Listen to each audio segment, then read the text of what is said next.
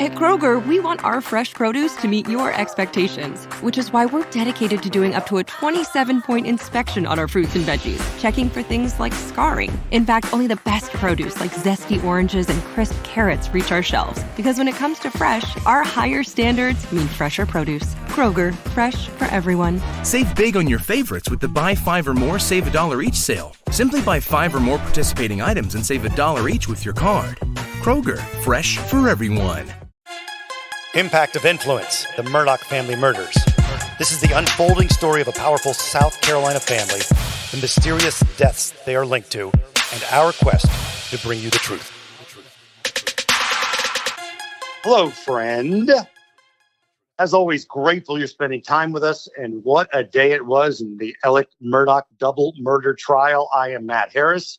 Seton Tucker is here. We've been doing the Impact of Influence podcast since just a few days after the murders. We got started in June of 2021, and we're grateful that you've been hanging with us. And we're going to get to all of the Alec Murdaugh testimony in a little bit, with also the help of our legal analyst, John Snyder, in just a bit. We also want to tell you that you can go to murdaughpodcast.com, Murdaugh Podcast on Facebook, and Matt Harris Podcast at gmail.com.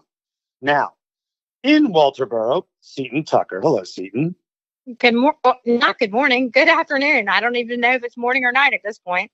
I'm with you. It's a very long day for everyone, because we are, and I was comfortable on my couch watching the testimony, so I can imagine it had to seem a lot longer to the people in the courtroom. But I want to start with this, Seton, the general vibe as you went into the Walterboro County Courthouse today. Was there kind of an energy knowing that Alec was going to be on the stand? Yes, I actually got the heads up from someone this morning that it was definitely going to happen. And our good friends, Riley Benson and Andrew Davis, actually their scoop was right, that it definitely was going to happen. So the media was abuzz. Everyone was like, oh my gosh, this is really happening. This is really happening. We had heard possibly Eddie Smith, which that did not happen. But everyone was very excited. The lines were long outside of the courthouse, and there definitely was an energy. And when the jury came in and they said they were calling Alec Murdaugh to the stand, I was looking at them, and at least two juror members, their mouths just dropped open in surprise. Really? Nice. Which means that they have not been digging deep into media, which is they were ordered not to do, which is good. Now, before Ella came up, and I'll break it a little more down with John Snyder in a little bit, but the defense had some questions about bringing Alex up, and I want to save that for a second until John gets here. But let's hear a segment where Judge Newman is talking to Alec. If you decide not to testify, I will instruct the jurors that they cannot give the fact that you did not testify any consideration whatsoever, and that there is to be absolutely no prejudice to you because you did not testify. It is left entirely up to you whether or not you testify. You may talk with your attorneys, Mr. Harpootlian, Mr. Griffin, Mr. Barber, Ms. Fox, family, friends, or anyone else, but the final decision will be left entirely up to you. Do you understand what I've explained? Yes, sir, I do. Do you have any questions whatsoever as to what I've explained? No, sir, thank you. Yes, sir. And you've talked with your lawyers about whether or not you've testified. Mr. Harpootlian just suggested advice he's given to you. The court has no comment whatsoever as to whether you should or should not testify. But do you wish to confer with lawyers some more about whether or not you should testify? No, sir, I don't need to talk to them anymore. Have you made a decision as to whether you're going to testify? Yes, sir. All right. And what is your decision? I am going to testify. I want to testify. All right. Very well. Thank you. Okay, so Seton, one of the things I want to ask you is, in the opening, and we'll get more from Snyder in a minute, but in the opening, did you feel like Dick Harpootlian was saying that he tried to talk Alec out of testifying or into testifying? I think Dick Harpootlian may have been leaving that door open, saying possibly that he was advising against it. But I don't know if that's the truth or not, or maybe that was the strategy that he wanted everyone to think. That's what I took away as well. I wasn't sure how sincere his statement was, and I saw an interview with our friend Joe McCullough today, and he's Dick Harpootlian's buddy, and he was an attorney, and he was saying that he wasn't sure, he probably does know, whether Dick and Jim wanted Alec to testify or not. So everybody gets excited. You mentioned the jury coming in. A couple of them are like, whoa, what's the deal here? Let's just give you a little sound bite about when Alec actually does take the stand. You may call your next witness. Thank you, Your Honor. The defendant, Richard Alexander Murdaugh, wishes to take the stand. I'm Alec Murdaugh, Murdaugh. Good morning. There it was. I wanted, this is probably a good place to say, this is going to be weird to a lot of you who have been with us this entire time, but I've got at least a dozen emails and comments about ALEXMURDAUGH being Alec instead of Alex and Murdaugh instead of Murdaugh. And it became kind of clear today because he spelled the name and said the name. But people who haven't been here the whole time were a bit confused. They kept saying, why are you doing this? Why are you saying this? They brought it up on Court TV the other night when I was on. They asked me about it. And Seton, we kind of, at the beginning, struggled with how we should say it. Should we say Alex so people will know that we're talking about Alex, or talk about it in the way they talk about it in the Low Country? And speak to why we settled on going with the Alec Murdaugh. Well, we actually brought a linguist on to explain it, but that's how he said it. So that's what we went with, and that's how the people in the area say it. So that's why we did it. Yeah, and we got some grief if we didn't go with the Alec Murdaugh early on, because especially early on, it was a lot of people from South Carolina and such looking on, but then it really blew up big around Labor Day. So talk to me your thoughts about how the defense started the testimony of Alec Murdaugh. They just wanted to go in big. They wanted to just ask the question, did you shoot Maggie and Paul? Let's just put it out there. That's the elephant in the room. Let's hear that clip. Mr. Murdaugh, on June 7th, 2021, did you take this gun or any gun like it and shoot your son Paul in the chest in the feed room at your property off Moselle Road? No, I did not. Mr. Murdaugh, did you take this gun or any gun like it and blow your son's brains out on June 7th or any day or any time? No, I did not. Mr. Murdaugh, did you take a 300 blackout such as this and fire it into your wife Maggie's leg, torso, or any part of her body? No, I did not. Did you shoot a 300 blackout into her head, causing her death? Mr. Griffin, I didn't shoot my wife or my son anytime. Ever. Wow. Seton, did you see reactions from jurors? Yes and no. So there seemed to be a few people who were clearly not buying any of this. They were looking at him like, really? I'm not sure. There are also a portion of the jurors who we call them stone-faced. They have zero reactions to anything. You just don't know what they're thinking. And then I would say at least two or three were really listening as if they were trying to make up their mind. Okay. I mean, of course, we're reading into people just by their facial expressions, but that's what you have to do in this case. Yeah. And I would just say they were all at this point, they're like, this is what we're here for. We're here to hear from Alec, and they were really paying attention, whether they believed it or not. Again, we're just looking at them, and maybe they might have just a scally face, as I've been accused of having. I don't know. Yes, you have. Somebody wrote in about your face in the background.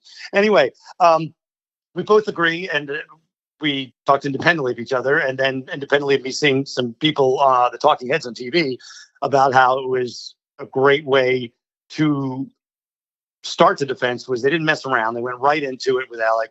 Did you murder him? You're a criminal, but you're a drug addict, all this stuff. And then they started breaking out specifics. But I think the only reason that Alec had to testify was because of the lies he told about not being at the kennels, yet he's on the 844 video. Do you agree with that, Steve? Absolutely. That seems to be the most damning piece of evidence that they have against Alec. And I think that's why he took the stand. He needed to explain to the jurors why he was untruthful with so many people about being at the kennels at 844. Play a clip, please. Mr. Murdaugh, is that you on the kennel video at 8:44 p.m. on June 7th, the night Maggie and Paul were murdered? It is. Were you, in fact, at the kennels at 8:44 p.m. on the night Maggie and Paul were murdered? I was. Did you lie to SLED Agent Owen and Deputy Laura Rutland on the night of June 7th and told them that you stayed at the house after dinner? I did lie to them. Did you lie to Agent Owen and Agent Croft on the follow-up interview on June 10th that the last time you saw Maggie and Paul was at dinner? I did lie to them. And in the interview of August 11th, did you tell Agent Owen and Agent Croft, did you lie to them by telling them that you were not down at the kennels on that night? Yes. Alec, why did you lie to Agent Owen, Agent Croft, and Deputy Rutland about the last time you saw Maggie and Paul? As my addiction evolved over time, I would get in these situations or circumstances where I would get paranoid thinking. And it could be anything that triggered it. It might be a look somebody gave me. It might be a reaction somebody had to something I did. It might be a policeman following me in a car. That night, June 7th, after finding Mags and Papa, don't talk to anybody without Danny with you. All my partners were just repeatedly telling me that. So, Seton, your response, I mean, there was more after that, but your thoughts on it. Okay, first we need to talk about Mags and Paul. I'm not really sure. We have not really heard Paul referred to as Paul before, and I don't know how that was received. It seemed to me a little bit disingenuous. What did you think? I agree. In fact, I texted a buddy of mine during it, and I said, my first question on cross is going to be, did you always call him Papa? And sure enough, they did bring it up, and we may get to that later, but the Papa seemed very like a useful way to manipulate for feelings and such. I think it was a bad call for him to keep going Papa. I did too. But again, if that's how we refer to him, and it doesn't so much matter what we think. Really, they have to be playing to the jury, and maybe they resonated with that for some reason or another. But the other thing that stuck out to me is he is immediately admitting to this drug abuse and having paranoia. Seton, I am 100% with you. I think paranoid was a mistake to use that word. He could have said something like, it should have been, his excuse should have been, I'm going to try to free a possible murderer, but it would have been, I was concerned that the focus would be only on me if I told you that, and then you might not continue to look for who the real killer was, or whatever we wanted to word it. The paranoid and saying that it made me act weird because of the drugs and the paranoia, then there could be a leap from the juror to say he was so paranoid that he thought Paul was going to say something or Maggie was going to say something and he killed him. Right, Seton? It's possible. They asked more questions about this, and he said, why did you continue to lie about this? And he says he's in this kind of tangled web of lies. When everyone, I guess, in their lives, most people have told an untruth, and they get in this pattern, and then they don't know how to tell the truth after they've gotten this far in. It's complicated. It is. It's impossible to read what a juror might think if they're going to accept that excuse for why he lied or reason why he lied. And he expanded on that a little more by bringing up the boat crash. Right, Seton? He does talk about the scrutiny he was under in the aftermath of the boating accident, claiming that he was trying to manipulate the situation. I agree. I think that was a basis of, he shouldn't use the word paranoid. He should have used more like, I know that law enforcement was looking at me for various reasons, and that's why I lied. That would have been a better word than using the word paranoid. Now, what would you like to move to next? I'll have your choice here on his testimony while the defense is grilling him, for lack of a better term. What would you like to talk to next? How about the close? Yep, perfect, because I think this was a big takeaway from the testimony today as well. Okay. We've got a clip where Alec is talking about the close. Again, remember, just to remind you, the SLED and Colleton County Sheriffs at the crime scene, Alec's wearing a white t-shirt, shorts. They take those. Later on, a Snapchat video comes out that Paul took on June 7th, about an hour before the murders, maybe a little more than an hour, where Alec's wearing a blue sort of dress shirt and khaki pants. So let's play some of the testimony now. By the conclusion of the meeting, did they make it known to you that you were suspect? Oh, there's no question about that. Absolutely. Now, he used a lot of, you hear it talk about how I'm in this circle and he can't get me out and this and that, but there's no doubt in my mind. There was no question in my mind what was going on. And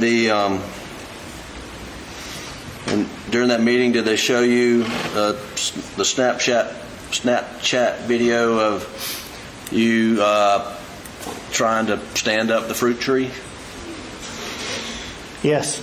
And were you questioned about what clothing you were wearing? And I can't remember this. I can't remember if he showed me the whole video or he showed me a picture of it. But I was definitely showed that information. I was definitely shown those clothes in that meeting on August the 11th. And what clothes were you wearing? The same ones you see in... And do you remember what kind of pants? It was khaki pants. And what kind of shirt? It's a button-down, short-sleeve button-down.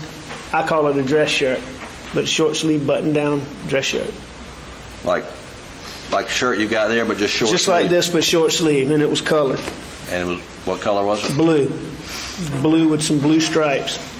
And were you questioned about when you changed out of those clothes? I was. And did you have a follow-up? Did you have a conversation after that meeting with SLED with Blanca about what you were wearing that day? Absolutely. And what was the purpose of the conversation with Blanca? Well, they had made an issue about that in that meeting, and I asked Blanca about those clothes that I had on earlier that day. Did you ask her specifically about the blue shirt? I asked her specifically about all the clothes. Okay. What I asked Blanca about specifically was, did she remember getting my clothes after she came back? When she came back to Moselle, did she remember getting my clothes? It's specifically what I asked her. I see. And why were you asking her those questions? Because on August the 11th, they had made an issue about me wearing still wearing those clothes, not having changed clothes when I was in that Snapchat video. So that's why I went to Blanca. Did they ever ask you on August the 11th whether, they ask you for those clothes? Can you produce the clothes? Did they ask you that? No, they didn't. Have they ever asked you for those clothes? No. As far as my understanding goes, my clothes were never an issue in this case until y'all figured out, as my lawyers figured out, that there was no blood spatter on me. Sir? Is that objection, Your Honor? Basis for the objection. 401, 402, and beyond in speculation, Your Honor. Mr. Griffin. It's a matter of public record. It's a matter of public record. What is? The issues with the shirt and the blood test. It's a matter of public record. Filed in this case, yes, sir. The objection is overruled. I'm well aware that my clothes never became an issue in this case until my lawyers proved that this blood spatter that they said I had on my shirt from my wife and my son was a lie, and that there was no blood on my shirt. And once they filed the documents and they proved that that was a lie, all of a sudden the clothes I was wearing back on that day became an issue. All right. So, Seton, your takeaway from that and any reactions you may have seen in the courtroom? Well, to me, the clothing that Alec was wearing in that Snapchat video where he's checking on the trees was probably the second most important piece of evidence that the state had against Alec. And I think this is a problem. They didn't ever ask him for the clothes. I think we should bring in John and see what he has to say about this. Well, before we get to on that particular topic, John Snyder joins us, and we're doing this thing. You know, the trial ended for the day, and Seton had to get back to her place, and I got court TV coming up, so we're kind of just flying here. And so John Snyder, former district attorney, former defense attorney, so he's been on both sides. He's tried a murder case. He's defended murder cases. Let me because we're almost done the whole defense situation. So we're going to backtrack a little bit for everybody and give me just a thumbnail. What Harpootlian wanted this morning from the judge and why it was rejected. Just a quickie of what they were looking for. So when you are presenting your evidence, you want to be surgical, and you only want to touch the organs that you need removed or operated on. You don't want to touch everything else. And so Dick was trying to limit what all could be brought out later on. And so that is a standard renewed objection, and a kind of a standard defense lawyer who is now calling their witness to trial procedure. Oh, that's standard. I didn't know that. Okay. Great. Well, you want them to only, you want to control as much of the environment as you can, because it's literally like you've walked into a building with TNT in your hand and a lit match, and you're like, okay, I'm going to try to keep this stick of dynamite unlit as long as possible. Okay, so I want to. We just played the close testimony, and this has been the common theme that sleds messed up. And now it is, well, Sled never asked me for the clothes.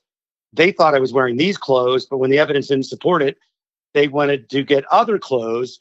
But it's still, of a majority, I'm going, well, something to explain whatever happened to the clothes. How do you think that testimony could be received? Well, the defense's goal is to create reasonable doubt.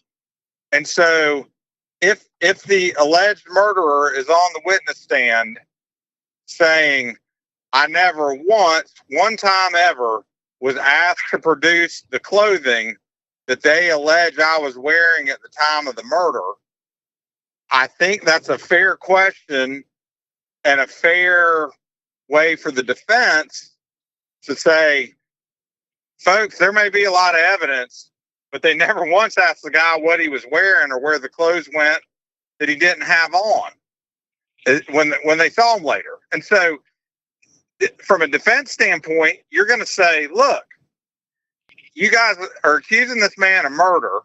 You're showing the jury pictures of him wearing a particular outfit. You test a particular outfit that has no blood on it, and you never asked him for the clothes that he was supposed to be wearing at the time this happened.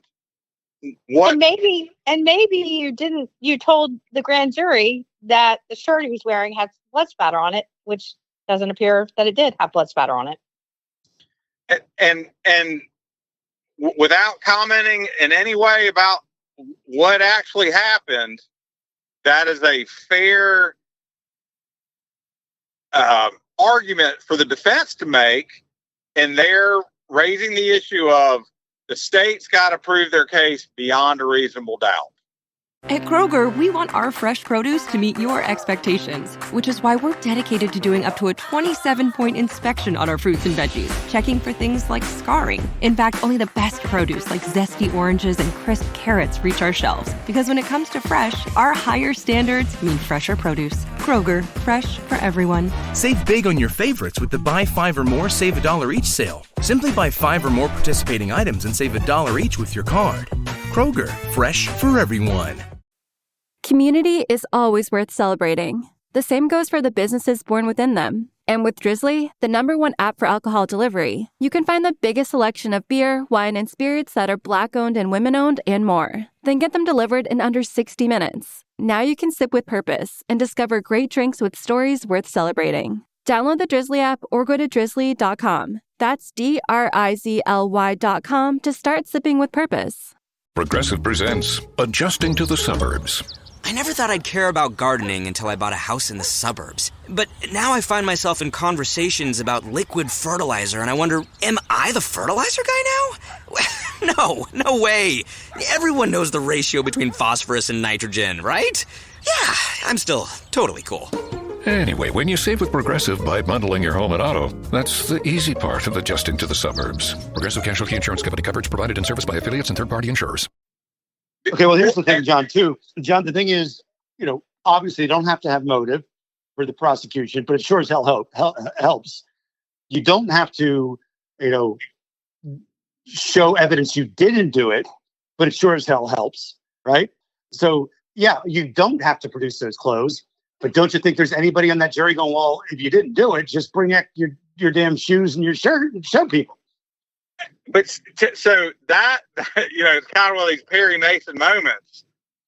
If the defense lawyer said, can you bring in the clothes that he was wearing that day? And the jurors' heads all turned to the back door of the courtroom. That's reasonable doubt. And you'll probably hear that argument be made by the defense counsel. I think you will. I think there's going to be a surprise on when it comes to that. Seton, what would you either ask John or what else you heard, and we'll just deal with the defense's side of Alex's testimony right now. Anything else about Alex's testimony or any questions for John? Saw this kennel video, which seems to be the strongest piece of evidence that the state has against Alec, and he basically fessed up that he lied multiple times. I mean, obviously, there's a credibility issue with his testimony because he's admitting to this lying. What are your thoughts from a legal standpoint? So the defense lawyer, the defense knows that he's hemmed in. So there's no way in this world you can put him on the stand and he can be like, that wasn't my voice.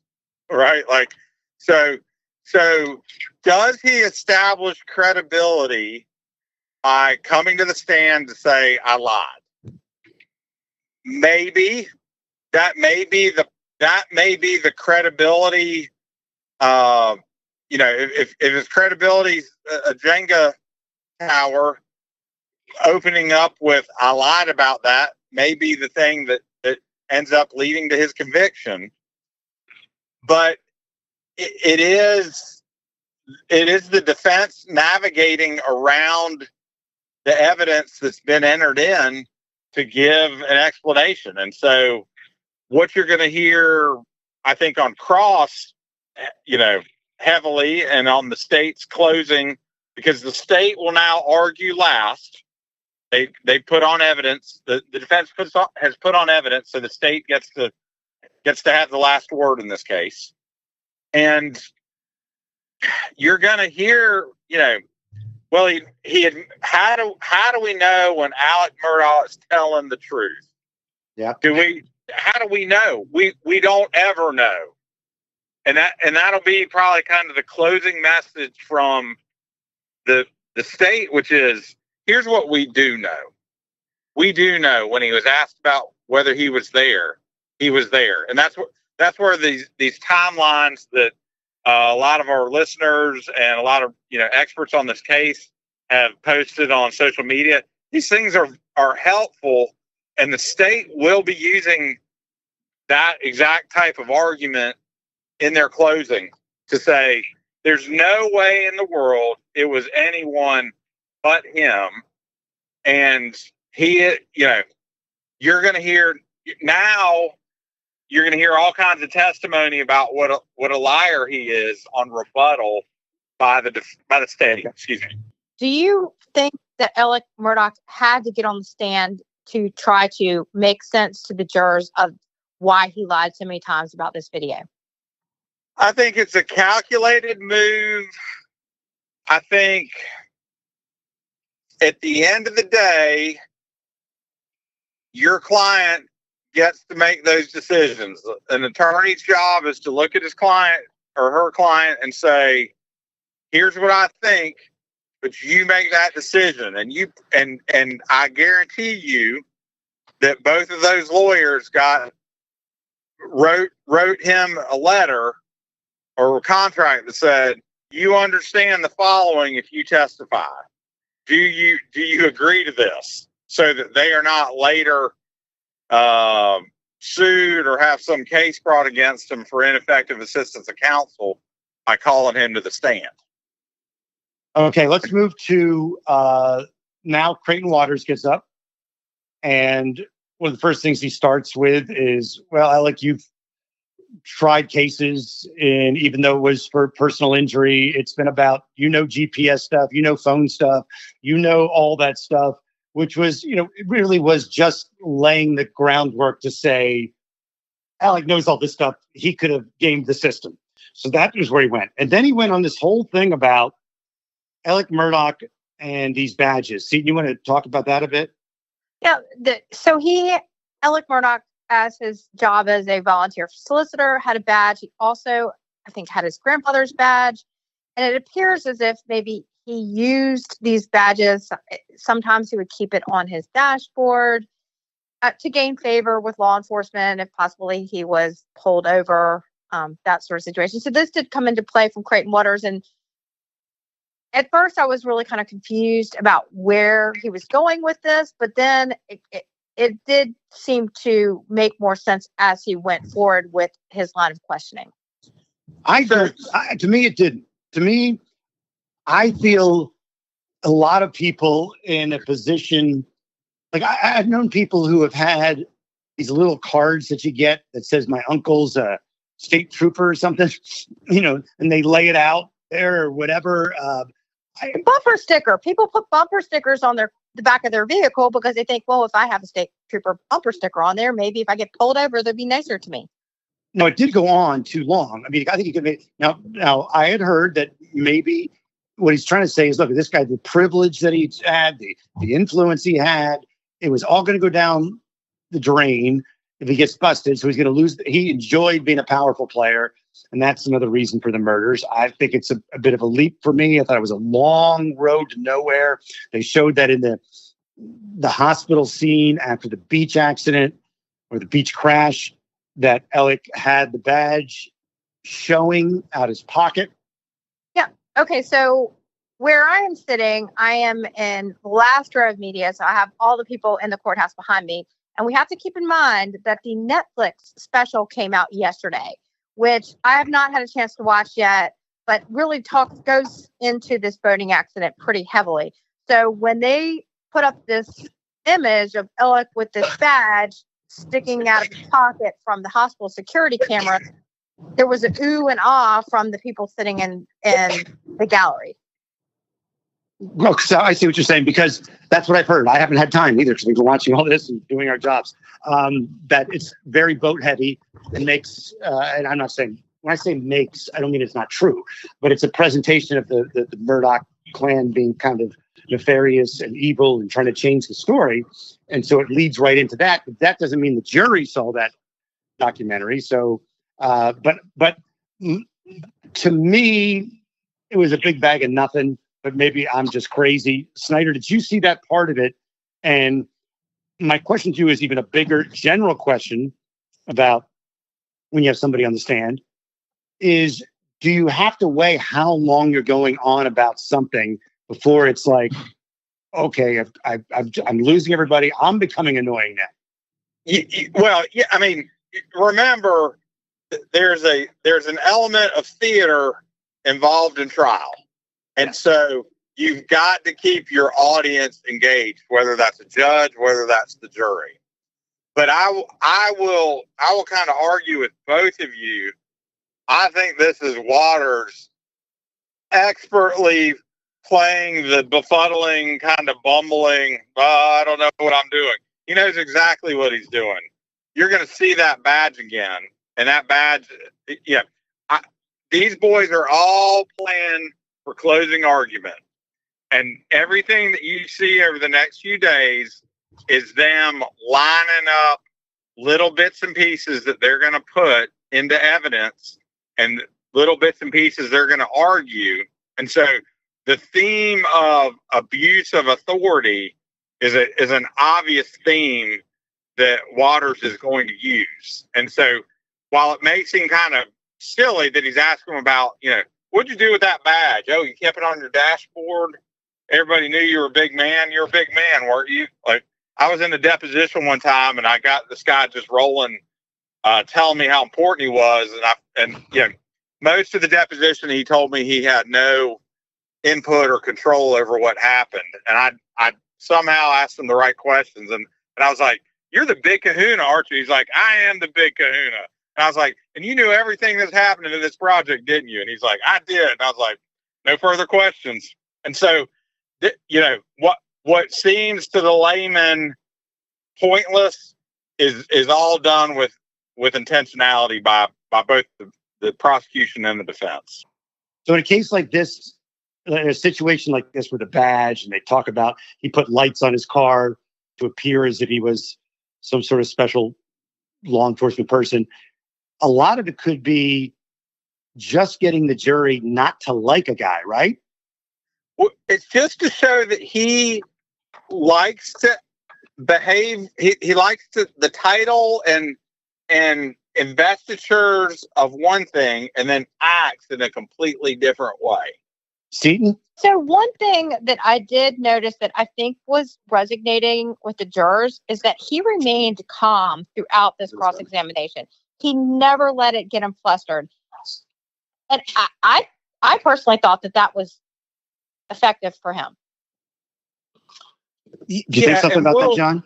Yeah, I mean, again, this guy, he is fighting for his life theoretically, because a lot, what these guys are doing, and they'll do more of it, is they're gonna prove all of the elements they need for their financial crimes through his testimony in this case. Yeah. So while he may not go to prison for murder, he's definitely going on the financial crimes by the time they're done asking all their questions.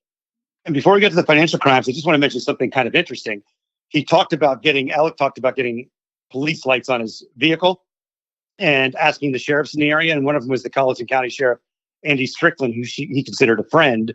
And the jury didn't hear this. But Andy Strickland was accused of beating his girlfriend, ordering deputies to work on his properties. He resigned, and he's permanently banned from working any kind of law enforcement, and has to go into substance abuse and mental health treatment because of allegedly he was doing the drug thing. So maybe that was the bonding that those two had. But let's go into the financials. Do you want to have a comment before we play one of these clips, Seaton? Well, we're just going to hear a lot about the financial crimes. It just seemed to go on and on and on. I did see a lot of jurors scratching their heads. They were like, we've heard this all before. So let's play one of the clips near the end of Creighton Waters' cross of Alec Murdaugh. So you would have sat down with Dion Martin and gone over this document with him and convinced him that there was nothing amiss here? You know, again, I don't know if I went over the document with him or not, but I certainly misled Dion Martin. I certainly lied to Dion Martin. I certainly took money from Dion Martin that did not belong to me, and I shouldn't have done it. You don't specifically remember talking to Dion.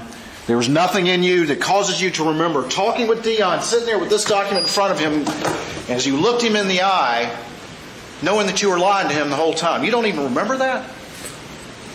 Nothing in you that causes you to remember that? To specifically remember, I'm not sure that I did sit down with Dion Martin. Okay. But I certainly, Mr. Waters, I misled Dion Martin. I lied to Dion Martin. I took Dion Martin's money when I shouldn't have. Well, let me ask you this. Of all the people on here, all these exhibits, do you have any independent recollection of the time where you sat down and looked that person in the eye and you were lying to them and convincing them that everything was okay while you stole their money? Do you remember it, even one of them? I'm sure I do. Okay, well, tell us about one. I mean, you have to show me. You have to give me. I'm asking you if you remember one time where you're sitting there in your heart, looking somebody in the eye, knowing you're stealing from them, and you remember it. I remember stealing from people. I remember lying to people, and I remember misleading people. For me to tell you that I sat down with each one of these people. I'm asking you to tell me about just one conversation, one time where you recall looking somebody in the eye and convincing them with your lies that nothing was amiss. One conversation. There were plenty of conversations where I looked people in the eye and I lied to them. Mm-hmm. There were plenty of times where I took money that I shouldn't have taken. There were plenty of times where I stole money. For me to sit and tell you a specific time that I sat down with a specific document and what exactly was said, if you ask me questions, but I can't remember sitting down with Dion on They certainly remember it, don't they, Mr. Murdaugh? I don't know if they do or not, but I would assume so. But you can't tell us one time where it just sticks out in your memory where you're like, I'm pulling a fast one right now. Oh, no. Or anything, whatever reaction you had. You can't remember a single one? No, sir, that's not correct. I can remember a lot of times where I lied to my clients, I misled my clients, and I stole money from my clients in conversations. But for me to sit and tell you that I had a conversation about this particular document, I don't dispute it. I know you don't dispute it, Mr. Murdaugh. You've said that 100 times, haven't you? But you can't recall for this jury one of these people looking them in the eye while you lied to them. You can't recall a single one. I've asked you this 3 times now. Oh, I promise you. Yes, Your Honor, asked and answered 3 times. Well, here you go, Mr. Waters. I mean, the point's made, isn't it, Mr. Murdaugh? Well, so we've heard, say multiple times this afternoon that he admits to these financial crimes. Obviously, these probably have other legal implications for him. But John, let's get your thoughts. Well, my guess is they didn't think he'd sit there and admit to it the way he's admitting to it. And so Waters is, I won't say unprepared, but he's trying, he's got the guy saying, I lied to my clients. He says I stole money from them and I should never have done that. I was wrong. Okay, so you have then made your impression.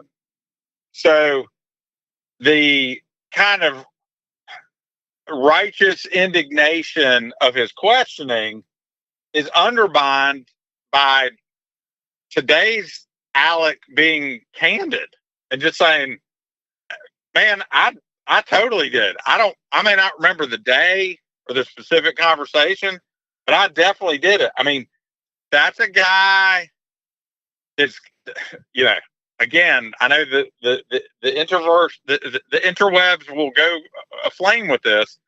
That's a guy that is credibility is being reestablished by Creighton driving this point home, and then Creighton admitting that he's asked and the same question multiple times and gotten the same answer is all very, very interesting.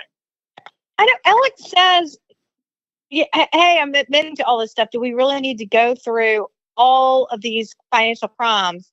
And Creighton says something to the effect of, well, yeah, I know you don't want to, but we're going to. I mean, it's a balance. I mean, are you going to keep the jurors interested going through a couple more hours of all of the financial crimes that they've already heard about? So I do think he needs to ask it. If nothing else, he's saving the state a bunch of time on the other criminal trials. And so fair point. If you can kill the bird right off the bat with you have a criminal defendant who is charged with a bunch of crimes on the stand, not asserting his Fifth Amendment privilege, you're going to ask all the questions you can. I mean, it's just it's like a buffet of conviction for the state right now. Like, oh, I need a little extra helping of this embezzlement charge. Oh, you embezzled. I did. I don't remember when I did, but I know I did. And if you showed me the particulars of it, I admit that I embezzled. Okay, well, moving on. Mr. Murdaugh, let me ask you these questions. So the state has to do this, and the defense counsel probably knows they have to do it. And if he can continue to keep his cool while all of that is happening, I do think the weight of the state's evidence and the other crimes and his what appears to be honest answers might work not work against him, but could have the jury being like, all right, enough already. Yeah, I mean, it's been brought up a couple of times by the defense team, and Alec, I think himself, says, hey, we've been talking about financial crimes for a couple hours. I think I'm here I'm here on murder charges. So now we're having basically a hearing on these financial crimes. Yeah, but he needs to shut his mouth on that.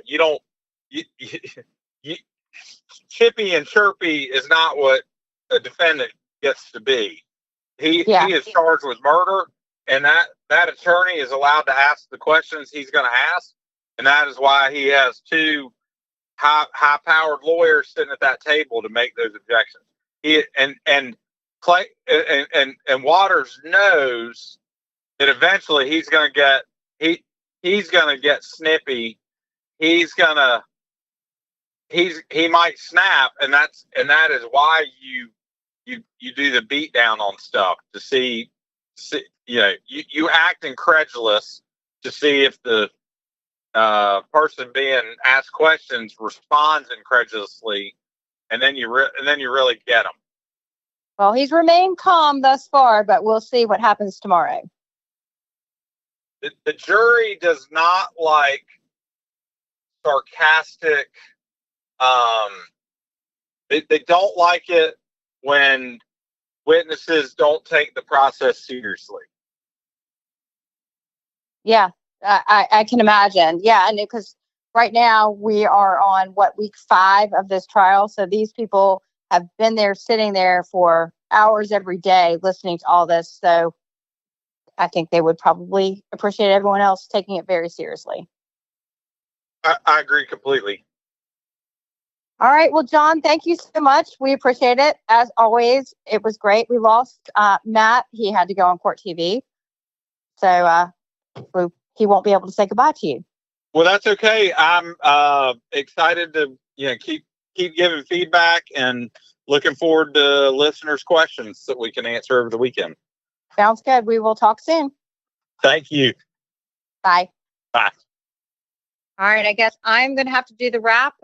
Everyone who has come up and talked to me over the last week, I appreciate all of y'all.